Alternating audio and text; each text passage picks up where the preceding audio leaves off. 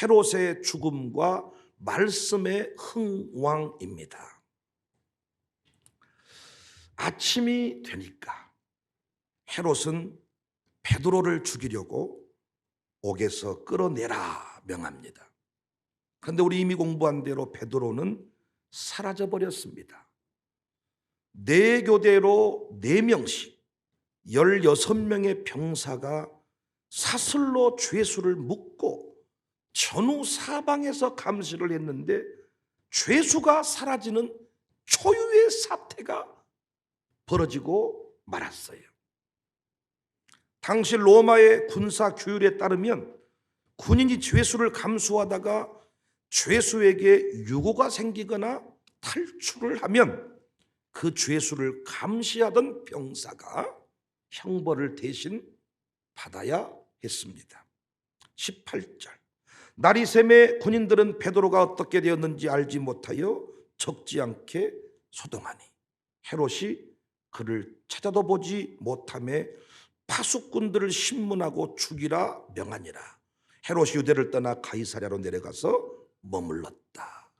헤롯은 베드로를 놓쳐버린 죄를 파수꾼에게 물어서 부하 16명을 처형해버렸어요. 도무지 온인 모를 이 황당한 사건에 대해서 화가 났습니다. 부하들을 처형하고 그는 가이사랴로 떠납니다. 오늘 본문에 소개되는 가이사랴는 본래는 퇴락하고 낡은 도시였는데 헤롯이 로마의 황제의 마음을 사기 위해서 전 백성과 군대를 동원하고 이 도시를 재건합니다. 요세푸스 사가 기록에 의하면 폐허처럼 낡아가던 도시를 흰 대리석으로 바꾸고 전 도시를 화려하게 리모델링을 했다. 생생하게 증언을 합니다. 이렇게 리모델링된 도시 가이사랴를 로마의 황제에게 봉헌을 한 것입니다. 여하튼 이 로마의 황제 생일 기념 주간을 맞아서 헤롯은 그 행사가 열리는 가이사랴로 갔습니다. 그 당시에 헤롯과 시돈, 두로 사람들과의 관계가 별로 좋지 않았습니다. 하지만 두로와 시돈 사람들이 이스라엘에서 나는 양식을 갖다 먹었기 때문에 어떻게든 헤롯과 화해를 하려고 노력을 했어요. 그 화해의 대리인격 역할을 한 사람이 오늘 본문에 나오는 바로 블라스도입니다. 20절. 헤롯이 두로와 시돈 사람들을 대단히 노여워하니 그들의 지방이 왕국에서 나는 양식을 먹는 까닭에 한마음으로 그에게 나와 왕의 침소 맡은 신하 블라스도를 설득하여 화목하기를 청한지라. 헤롯이 가이사랴로 갔습니다. 중요한 행사에 참여하기 위해서. 그랬더니 그곳에 두로와 시돈의 사절단도 포함이 됐어요. 마음을 사기 위해서. 이곳에서 헤롯은 왕복을 입고 단상에서 연설하는 시간을 가졌습니다. 21절. 헤롯이 나를 택하여 왕복을 입고 단상에 앉아 백성에게 연설하니. 헤롯은 기질적으로 사나이다웠고 아주 달변가였습니다. 선동가였습니다. 그래서 헤롯이 연설을 할 때 두로와 시돈의 사절단은 물론이거니와 함께했던 백성들이 열광을 합니다. 22절. 백성들이 크게 부르되 이것은 신의 소리요 사람의 소리가 아니라 하거늘. 우리도 종종 노래를 잘하는 사람을 보면 이건 신이 주신 소리다 그렇게 칭찬할 때가 있는데 본문의 이야기는 그 정도가 아니고 진짜로 당신을 신으로 숭배합니다 이런 이야기예요. 다혈질 헤롯, 허세가 충만한 헤롯, 당신이 우리의 신입니다. 정신을 잃어버렸어요. 역사가들의 기록에 의하면 그 백성의 연호 소리를 수납했다 증언합니다. 옳다, 거럼거럼. 하나님은 이 모든 것을 지켜보고 계셨습니다. 그리고 결국 징계하셨습니다. 23절. 헤롯이 영광을 하나님께로 돌리지 아니하므로 주의 사자가 곧 친히 벌레에게 먹혀 죽으니라. 여러분, 왜 많고 많은 방법 중에서 벌레에게 헤롯을 맡겼을까요? 왜 벌레가 뜯어먹게 만들었을까요? 여러 가지 이야기가 가능할 수 있겠지만 분명한 이유는 헤롯이 하나님 앞에서 어떤 취급을 받았는지를 보여주는 거예요. 벌레 취급받은 거죠. 벌레 같은 인생이죠. 칼을 써서 죽이기도 아까운 존재라는 겁니다. 어마어마한 무기를 써서 죽일 가치가 없어. 하나님은 애굽에 바로를 치실 때에도 군대를 보내지 않았어요. 누구를 보냈습니까? 개구리를 보냅니다. 파리떼를 보냅니다. 이를 보냅니다. 자존심 상하잖아요. 개구리떼에게 벌벌 떨어버려. 파리떼에게 벌벌 떨어버려. 그러고 보니까 대단한 사람인 것처럼 큰 소리를 쳤던 골리앗은 시냇가에 굴러다니는 돌멩이에 맞아 죽어버려. 자신들이 대단하다 생각할지 모르지만은 하나님 앞에서는 회충만도 못한 인생입니다. 회충만도 못한 인생. 하나님은 교만한 인생, 목이 뻣뻣한 인생, 사람 취급하지 않습니다. 짐승, 벌레만 또 못한 자 취급을 하세요. 헤롯이 신의 소리입니다. 당신은 우리가 신으로 섬기겠습니다. 권사, 권력을 다 좌우지한 세력이었지만은 하나님은 그를 죽일 때 회충, 충이 그 창자를 뜯어먹어서 죽어버렸다는 거예요. 뭔가 전쟁을 하다가 죽었다 그러면 영웅심이라도 이게 뭔가 드러내 보일 수가 있는데 해충에 공격을 당하고 벌레가 뜯어먹고 그 인생이 사라지게 되었다. 우리가 하나님 앞에 까불지 않아야 될 이유가 여기에 있습니다. 하나님이 한번 정리하겠다 하시면 당할 자가 없어요. 하나님 앞에 교만한 인생, 하나님이 파리떼에게 맡겨버려. 하나님이 이에게 맡겨버려. 개구리에게 맡겨버려. 개구리에게 굴복당한 바로. 반면에 하나님이 한번 부어주시겠다 하시면 막을 자가 없어요. 그래서 전용대 목사란 분은 세상에서 방황할 때 내가 주님을 알지 못했습니다. 내 맘대로 고집하며 온갖 죄를 저질렀습니다. 예수여, 이 죄인도 용서받을 수 있나요?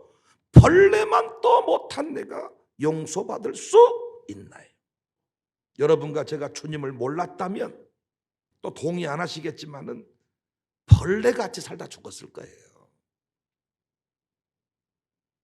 남들 괴롭히다가 핏바람 먹다가 죽었을 거예요. 엄청나게 가지고 있으면서도 없어 죽은 소리 하다가 죽었을 거예요. 진짜 써야 될 곳은 돈 한 푼도 못 쓰고 이렇게 로마 황제 뒷바라지 하는데 인생을 걸어버렸을지도 모릅니다. 하나님의 특별하신 은혜로 우리 아멘 한번 할까요? 이렇게 멋진 인생이 됐습니다. 멋진 인생. 신동근 집사가 있는데 저희 교회 우리 김sharon 권사님 딸 사이 돼요. 참 은행 직원인데 이성적인 사람이에요. 자기 스스로 고백을 하더라고요. 자기 까탈스러운 사람이다. 그런데 우리 교회에서 마음을 열게 되었다는 거예요. 마음을 열게 된 이유가 진심으로 희생하고 헌신하는 모습에, 말로만 사랑하는 교회가 아니라 진짜 사랑하고 희생하고 헌신하는 모습에 매료가 되었다는 거예요.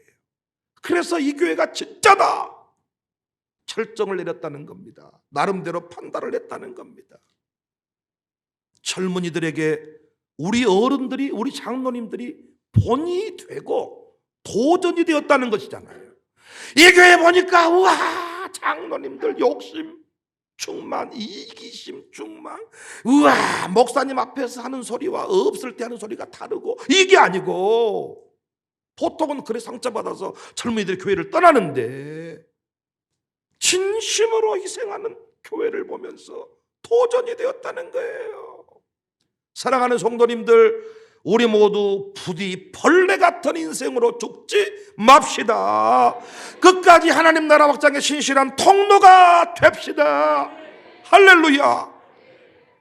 벌레에게 창자가 먹혀서 죽어야 되겠습니까? 하나님 나라 확장을 위해 멋지게 쓰임받아야지요.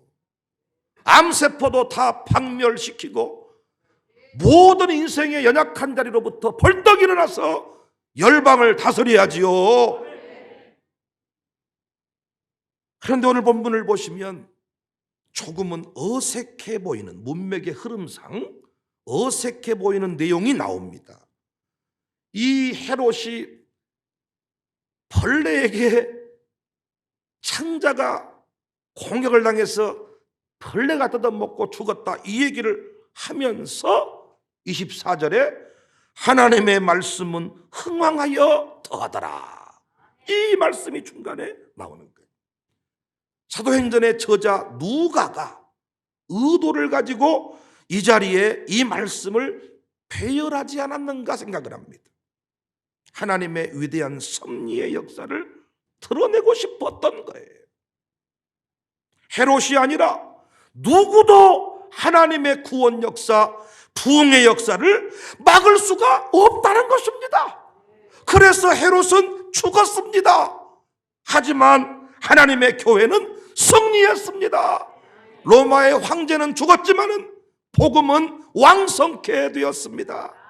황제는 죽었지만 예수님은 부활했습니다. 두 증인들이 계시록에 보니까 엄청난 공격을 당하지만은 사흘 반 후에 다시 부활했다는 것입니다. 사실 헤롯의 권력 앞에 교회가 할 수 있는 일이 거의 없었어요. 앞으로도 마찬가지입니다. 정부가 교회 없애겠다고 달려들면 속수무책입니다. 하지만 우리가 합심하여 간절하게 기도할 때 역사는 달라질 것입니다. 교회를 공격하고 괴롭히는 자들 벌레에게 먹혀 죽일 거예요. 교회를 공격하는 사람들 하나님이 파리떼에게 맡겨버려. 파리떼에게 무기를 쓸 것도 말 것도 없어. 너는 개구리떼에게 맡겨도 끝내버린 인생이야. 하나님이 쓰실 인생은 암세포가 온몸을 덮어도 하나님이 그를 치료하신 줄로 믿습니다.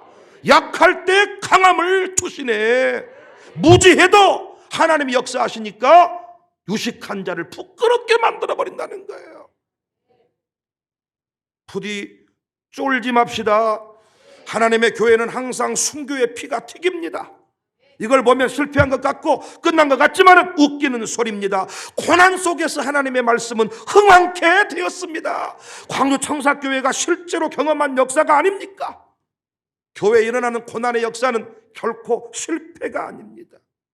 우리가 겪는 고난은, 고통은, 핍박은, 바이러스, 코로나 바이러스, 오미크론 바이러스, 이 모든 것들은 다 하나님의 구원 역사를 이루어가는 도구이고 통로이지 결코 실패가 아니에요. 내가 겪는 고난이 힘들고 어려워도 내 주님보다 크지 않네. 주가 나를 바다 위로 걷게 하시네. 나는 믿네. 주의 선한 능력으로 내 삶 새롭게 될 것을 믿네. 2022년도에 광주 청사교회 부흥 성장할 것을 나는 믿네.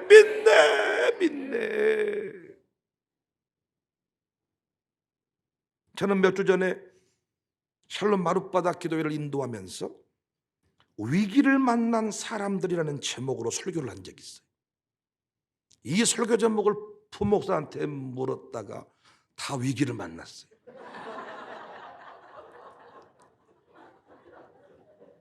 기도회 금방 끝나고 내 방에 올라왔어. 위기를 만난 사람들 어땠어요? 예?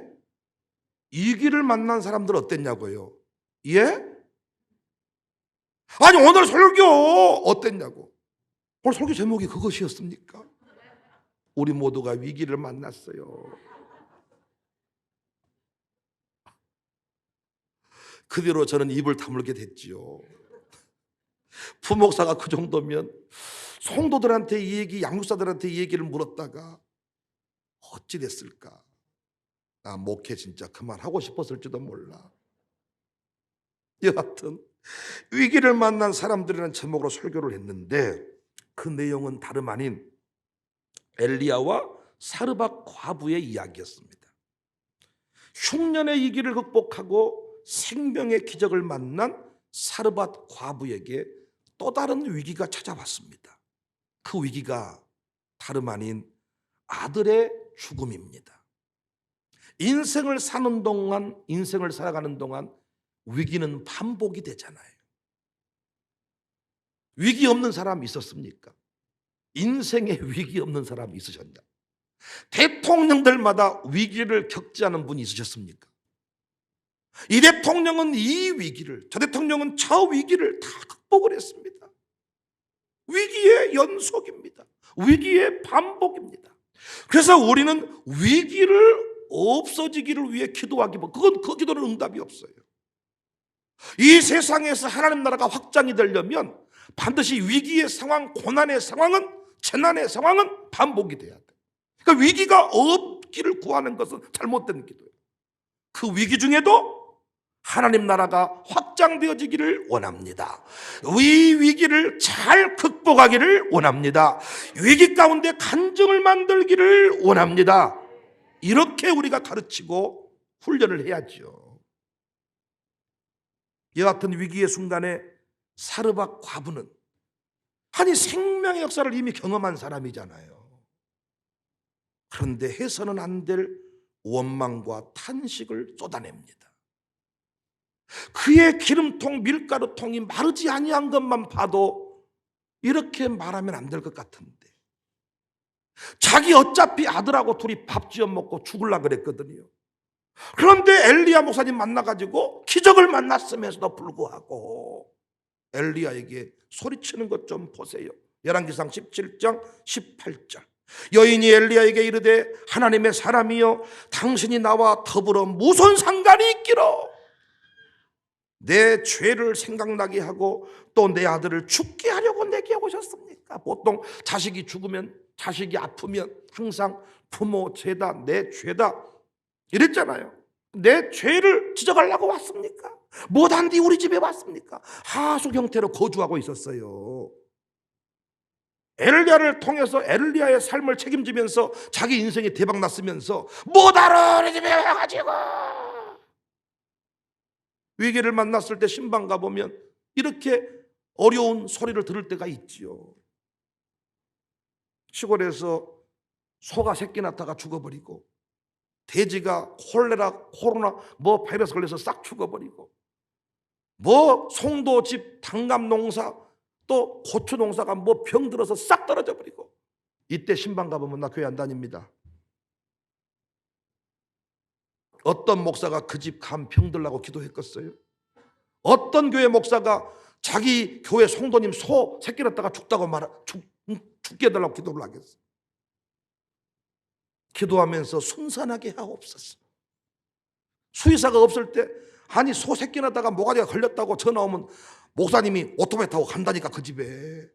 뭔 기도를 한지 모르지만 송아지가 나온다니까 또. 모르세요 그런 거 잘? 사람이 죽어도 장의사를 부른 게 아니고 목사님을 부른다는 게요. 가면 목사가 다 시체 닦고 염하고 다 해놓으면 서울에 사는 착것들은 그때 내려온다니까요. 하지 않아야 될 말을 합니다. 무슨 상관이 있습니까? 엘리야도 졸지의 위기를 만난 거죠. 이 집에서 좀 평안하게 하나님의 역사를 누리며 살란갑다 그랬더니 다시 위기를 만난 거예요. 쌍소리를 하는 거예요. 듣지 못할 소리를 막 퍼부어대는 거예요. 이때 엘리야가 같이 소리 지르고 싸운 게 아니고 열왕기상 17장 19절 이하를 보시면 엘리야가 그에게 이르되 소리친 게 아니고 그의 아들을 달라 하여 그를 그 여인의 품에서 받아안고 자기가 거처하는 타락에 올라가서 자기 침상에 누이고 여호와께 부르짖어 이르되 주여 주여 주께서 내가 우거하는 집 과부에게 재앙을 내리사 이 아들이 죽게 하셨나이까. 그 아이 위에 몸을 3번 펴서 엎드리고 여호와께 부르짖어 이르되, 당시에 시체 위에 올라가서 몸을 겹친다는 것은 죽기로 작정한 사람이죠. 왜? 전염병 바이러스에 걸려서 보통 죽으니까 가까이 하면 안 되는 거죠. 몸을 가까이 하면서 몸을 부대끼면서 여호와께 부르짖어 이르되 내 하나님 여호와여 원하건대 이 아이의 혼으로 그의 몸에 돌아오게 하옵소서. 열왕기상 17장 22절에 여호와께서 엘리야의 소리를 들으심으로 그 아이의 혼이 몸으로 돌아오고 살아난지라.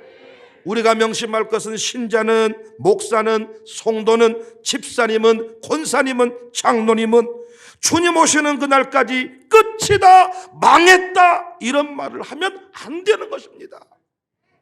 하나님의 역사는 우리의 생각과 다르고 고난 중에도 위기 중에도 하나님의 역사는 계속되기 때문입니다. 엘리야가 부르짖어 기도했더니 아이가 살아났어요. 그때 이 사르밧 과부 고백이 달라집니다. 열왕기상 17장 24절에 여인이 엘리야에게 이르되 내가 이제야 당신은 하나님의 사람이시여 당신의 입에 있는 여호와의 말씀이 진실한 줄 아노라 하니라. 위기인 줄 알았는데 기회가 된 거예요. 코로나 때 우리가 끝인 줄 알았는데 그 코로나를 지나면서 세대통합 목회가 세상 열방의 중심의 대안으로 떠오르게 된 거예요. 이제서야 여호와의 말씀이 진실한 줄 아노라. 우리가 할 일입니다. 하나님의 말씀이 진실한 줄 알게 해야 돼요. 지금 코로나 시대에 부모님이 할 일이 뭔 줄 아세요? 하나님의 말씀이 진실한 줄 아들, 딸들에게 보여주는 거예요. 노아는 그 일을 위해서 온 가족을 다 방주 안으로 끄집어 데리고 들어갔습니다. 하나님의 말씀이 진실한 줄 알게 해야 됩니다. 부디 2022년 헤롯에게 마음 빼앗기지 맙시다. 벌레만 또 못한 인생들에게 하나님은 그들을 벌레만 또 못한 사람 취급을 한다니까요. 우리가 봤을 때 대단한 사람, 위대한 사람, 음매 손 비비고 이 사람한테 잘 보여야 내 인생이 열리겠다 하지만 하나님은 그들의 인생을 파리만 또 못한 인생 취급을 해버려. 사명 붙들고 가는 우리 참 연약하지만은 오늘까지 살아왔던 것은 하나님이 졸지도 아니하시고 주무시지도 아니하시고 때마다 시마다 여호와의 영으로 충만케 하시기 때문인 줄로 믿습니다. 파리 때 공격을 받고도 쓰러져 버리는 바로, 벌레의 공격을 받고 쓰러져 버린 헤롯 허망하지 않나요? 그래서 여러분과 저는 이 엄청난 바이러스의 공격을 받고도 살아 있습니다. 우리 교인들 보니까 카드 회사로부터 독촉 전화를 받고도 죽어버렸었다 생각을 하지 않고 이제는 웃으면서 장난을 친다 그러더라고요. 누가 떼어먹은다고요? 춘당 깨라, 그만 하장 깨라. 그 양반도 친해져 가지고 꼭 주시오이. 엄청난 카드 회사의 공격을 받고도 죽지 않고 살아나. 왜?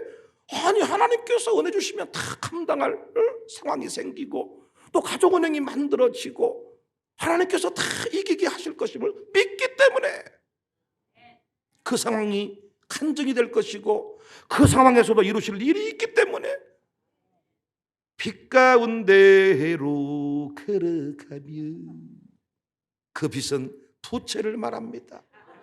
대산을 넘어 험곡에 가도 빛 가운데로 걸어가면 주께서 항상 빛 가운데로 안 가본 사람은 주께서 항상 지키신 경험하지를 못해. 지 통장이 지키지.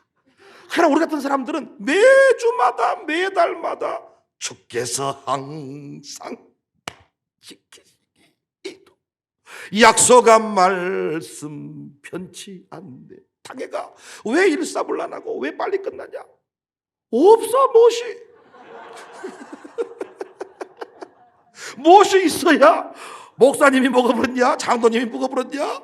재정부 장관이 먹어버렸냐? 어떤 교회는 3억을 먹어버렸다 2억을 먹어버렸다 막 이러는데 우리는 먹어볼 게 없고 돼야 돼.